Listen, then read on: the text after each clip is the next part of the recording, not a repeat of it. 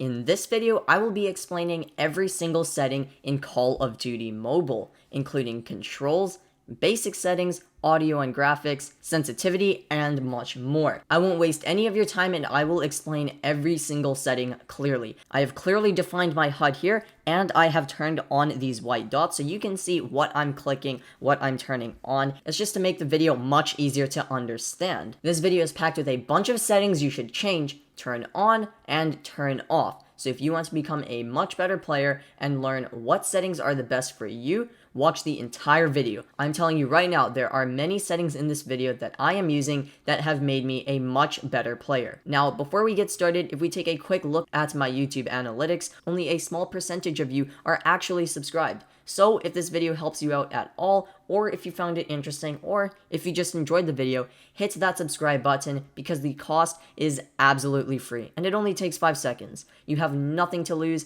and you can unsubscribe at any time. Anyway, let's get right into this video where I explain every single setting in COD Mobile. So let's start with our control settings. Simple mode is what it is, simple. All you have to do is basically trace over any of the enemies and your gun will automatically fire. The only downside to this is, do you see the delay it takes to actually start shooting? It's a pretty massive delay, about 1 second, and this keeps the game balanced because if it instantly fired, do you know how many people would be using simple mode?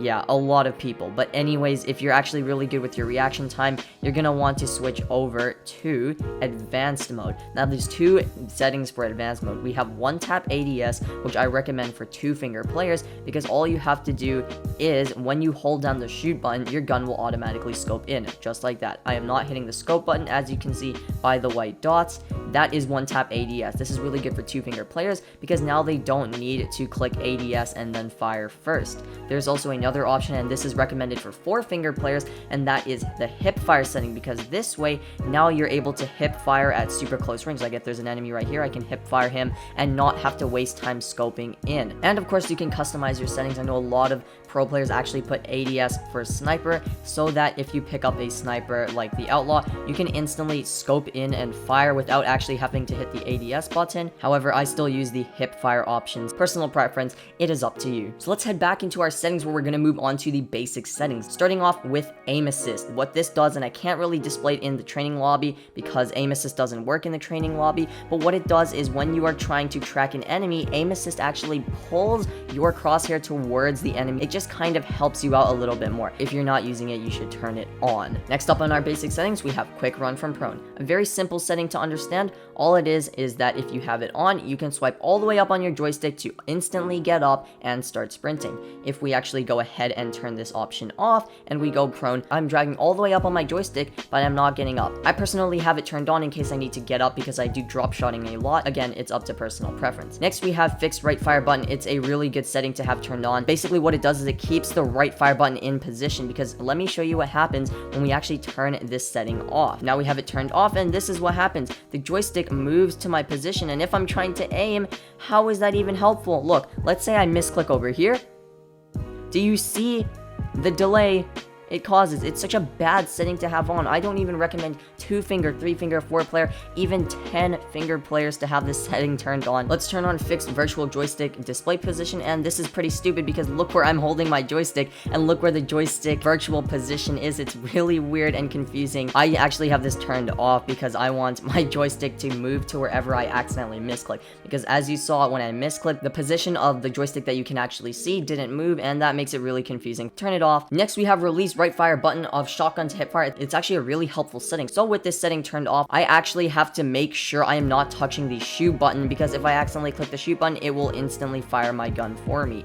And the time it takes for my shooter finger to go from the air to my screen, it's a lot shorter than, let's say I turn this on. I can actually hold down the shoot button, and as soon as I let go of the shoot button, it will instantly fire my shotgun for me. A really good setting to have on. I personally don't have it on just because, you know, it's all personal preference. Next up, we have fast throw grenade. I'll actually put a little clip of it on screen. Basically, you are able to select your grenade and throw your grenade as soon as you select it. It's not recommended for people who use frag grenades because frag grenades, you kind of want to cook them, but in respawn modes such as domination and hardpoint, and when you're using non-cookable throwables like combat axes, molotovs, thermites, or even, concussions, you will want to have this setting on, because then you can just instantly click the grenade, select it, and boom, you can just throw your grenade. And the actual animation is a lot faster than using the throwable grenade option. Next up on the list of basic settings is the joystick auto sprint setting. What this does is it allows you to drag all the way up on your joystick, and as you see at the top of my joystick, you see a little running yellow man, and if I let go of my joystick, I am able to run. It is called the sprint lock or the auto run, and the distance you actually have to drag up can actually be changed in your custom layout. See this button right here? You can choose to drag it all the way up, and that's the distance you have to drag up on your joystick to initiate your auto sprint, or I set it at the lowest setting because why wouldn't you want to do that? I personally have this setting turned on, but another way to actually auto sprint is by quickly double tapping the joystick. Next up, we have fixed joystick, which is kind of a dumb thing. I don't use fixed joystick because let's say I misclick accidentally, I'm gonna be aiming instead of moving. Like sometimes I'll accidentally misclick and look, now I'm not moving. Stupid idea. What you want to do, you actually want to turn this option on.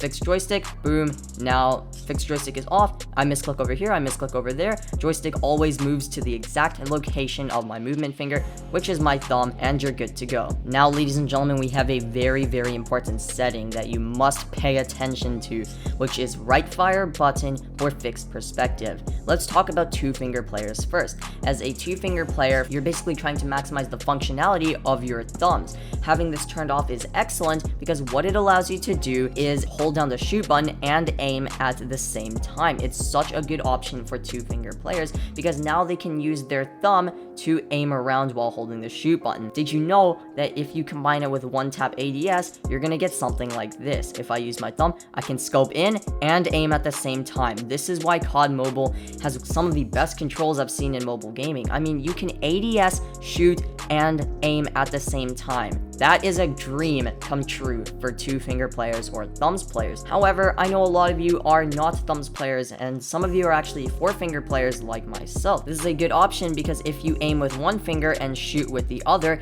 you don't want your shooting finger to mess up the aim of your aiming finger. So now if I shoot, it will not aim for me. Now I can shoot, now I can aim, and they both have their separate functionalities, and they don't negatively impact each other. Perfect balance for four-finger players. Three-finger players, you can kind of go either way. Next, let's move on to our ADS settings. Now, this can get a bit complicated, but I'll try to break it down super quick. Tap and hold to ADS, basically console. I'm holding the ADS button, and it scopes in. Let go of the ADS button, and it scopes me out. Not a recommended setting, because now, if you are trying to scope in your gun, you have one finger that can't be used. It's constantly going to be on the ADS button. Tap to ADS, best option. Tap to scope in, and now you can use that finger for other functionalities. Tap it again and you will scope out. Best option, hands down, no matter what player you are. Next, we have hybrid ADS. It's pretty stupid. Look, I'm gonna tap quickly, it will scope me in, tap quickly again, it will scope me out. However, if I hold down on this button, it will switch to the tap and hold to ADS so that when I let go, it will scope me out. Not a really good option. Tap to ADS, again, stronger option. Double tap to ADS, really stupid. You have to double tap on the right side of the screen, and sometimes it has some problems like you're seeing right now. Like, I can't really do it properly. It's not the greatest option. So tap to ADS, again, best option. Display of left fire button, all it is if you want two fire buttons, one for the left side of your screen, you can turn this on.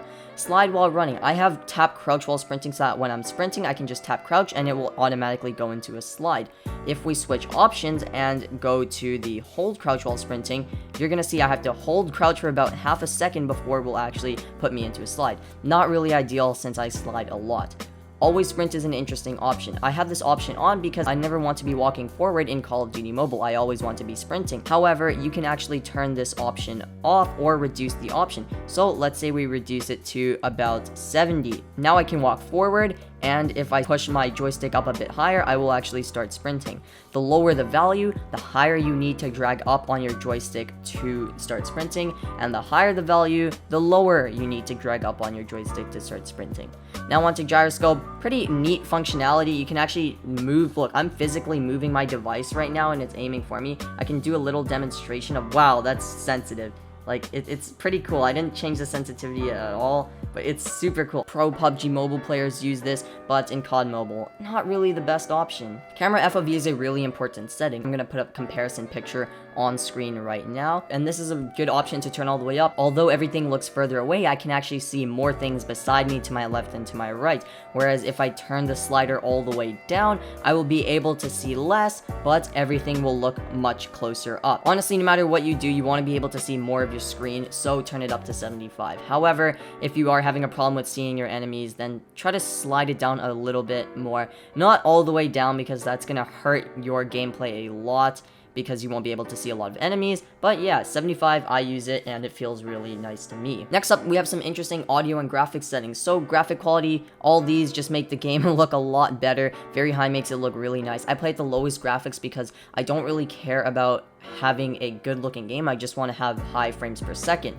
So that's why I keep the graphic quality low but my frame rate high. Of course, the game looks better, and I guess if you're a casual player who bought a good device just to play the game casually and make the game look really nice, then of course you can turn your graphics all the way up, but personally I don't care about that. Graphic quality just makes the game look good, frame rate just makes it look clean and smooth. Now let's talk about all these other settings. So I can't really go over the audio and graphics settings because if I turn my settings all the way up, the game will be really laggy. However, I'll try to get some other images and gameplay on screen. Starting off with depth of field, what this does is it makes it look like you are actually in the game, so that when you scope in with your gun, all the sides of the game get blurred. Yeah, basically makes the game that little bit more 3D. Next up, there's also bloom. It's a graphical lighting effect. It looks a lot more bright and vibrant, not in terms of the colors, but in terms of actual light rays that are programmed into the game. It amplifies the effect of these light rays in the game. Next up, there's also real-time shadows, and this is for any moving objects in the game. They will cast a shadow on the floor that will obviously move with them. So for example, if I had this option turned on, I would be able to see my shadow and other players' shadows follow them. There's also ragdoll, which takes a lot more processing power and it isn't really a graphical effect, and this basically makes the players a lot more realistic. For example, when you kill players right now, they will just fall to the ground and die. However, let's say a player is on a set of stairs and you kill them, they will actually roll down the stairs as if an actual human body was just shot and killed on the stairs, and it will roll down like an actual human body. Now, anti-aliasing is actually a really cool option to have on. What it does is, with a lot of lower resolution phones, what it does is it basically sharpens the edges of a lot of the things in the game. So if something looks very pixelated at its edge, you can turn on this option and it will basically fill in the pixels to give the image or object in game a much smoother texture. Of course, it takes a lot more graphical and processing power, so I wouldn't recommend turning it on, although it is a really cool option, especially if you have a high-end device like an iPad Pro 2020. You can definitely turn this option on and it will be fantastic and make your game look a lot better. And finally, we have water reflection, which is pretty obvious. It takes a lot of graphic and processing power, but it will reflect all the images in the game, so even if you are able to stand in the water, you'll be able to see your reflection, which is really, I don't even know how they program that. That's really interesting. And of course, we have BR mode styles. You can have realistic, dynamic, and standard. Of course, this was actually called back in the day, they actually called dynamic Black Ops and standard Modern Warfare. Very interesting indeed. I believe auto adjust screen has to do with the notch on your phone. You can't really see it with this recording, but my phone does actually have a notch on my screen, so if I turn on auto adjust, it should cut out the notch. I believe that's what it does. Don't quote me on that. Next up, we have sensitivity. Trust me, all these settings are really helpful for you to be able to create the best settings possible and of course be a better player. Starting off with rotation mode, I have fixed speed, so no matter how fast or how far I drag on my screen, it will always be a fixed variable speed and distance. So I can drag from the center of my screen all the way to the right side of the screen and I'll be able to make like a full 180. However, we have two more options. Now, let's move on to speed acceleration. And what this does is if I speed past and flick, I will be able to move a lot faster. In short, the distance you look around is based on the speed of how fast you swipe your finger. A faster finger swipe means you will be able to see more, and a slower finger swipe will mean you will be able to see less. Next up, we have distance acceleration. And honestly, if you play with this setting, I don't know how you do it. Just stop it. Get some help. But anyways, now this one's pretty weird because the speed or distance at which you look around is based on the distance of how far you scrub your screen. So if I move a little bit like this, I'm slowly moving. The more I actually scrub, the faster I look around. This is a dumb option to have on. You don't want the distance you scrub on your screen to affect your aim, which is why fixed speed is honestly the best mode. However, I know a lot of SMGs and snipers like to do flicks, so they use speed acceleration. But me, I'm an assault rifle main. I like to have fixed speed on. Sensitivity switch is a pretty easy concept to understand. Basically, it's how your sensitivity switches from your standard sensitivity right here to your ADS sensitivity. Switch while opening ADS means as soon as you hit that ADS button, your sensitivities will switch from standard to ADS sensitivity. Switch after animation ends, you will go from standard to ADS or ADS to standard as soon as the animation finishes. And gradual means you will slowly change from one sensitivity to the other sensitivity while you are scoping in or scoping out. Long story short, just pick switch while opening ADS, it's the standard and I use it as well. Sensitivity presets, of course, that's just which kind of sensitivity you want. I have a custom, of course. So camera sensitivity and firing sensitivity. One word of advice, I don't know why these are two different options. They're the exact same thing. It's just that camera sensitivity is not when you're shooting and firing sensitivity is when you're shooting. Still, make them the same, make them all match. You're gonna have a tough time playing if they're not matching. So starting off with standard sensitivity, this is your sensitivity right here when you're not scoped in. ADS sensitivity is the sensitivity you have when you are actually scoped in. Tactical scope sensitivity is for the 2x scope, and sniper scope sensitivity is for the standard sniper bolt action or semi-auto sniper scope. 3x, 4x, of course you can guess what they do. It's just the sensitivity for that kind of scope. Firing sensitivity is just the sensitivity when you are firing. How many times have I said sensitivity in this video? Basically, make them all match. It makes it a lot easier. I'm not going to go over BR settings. There's no way I'm going over that. The video would be way too long.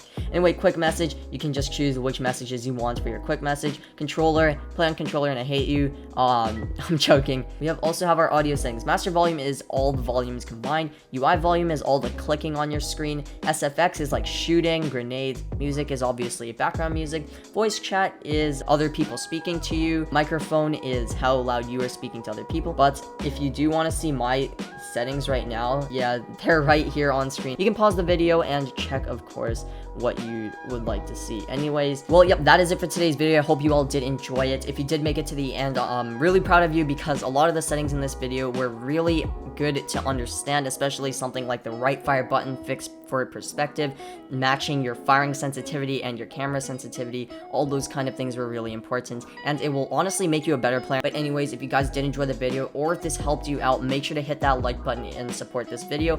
Hit that subscribe button. It's completely free. You're not gonna lose any money. It only takes 5 seconds and you're gonna support me in the best way possible. You don't know how far your subscriptions go. Completely free. Doesn't take that much time at all. I hope you all enjoyed the video. I hope you all learned something. I can't wait to see you all kick butt in ranked mode. This is Delta signing off. Stay on the grind and I will see you all in the next one.